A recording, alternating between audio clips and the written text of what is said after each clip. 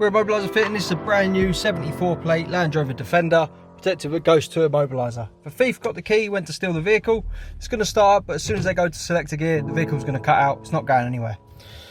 After they do that, the vehicle's just not going to start. So if you come back to your vehicle in the morning, it's just not starting up. It could be because someone's attempted it in the night. If this happens, you turn the vehicle off. We'll start from the start. Turn the ignition on. Do your code. For now, we have 1, 2, 3, 4. Receive a double flash from the full beam. And now you'll be able to start the vehicle and drive away. Obviously, if someone hasn't attempted the vehicle, you come back to it in the morning, nothing's happened, the vehicle's just going to fire up like normal. You'll pop your code in before you drive away, receive your double flash,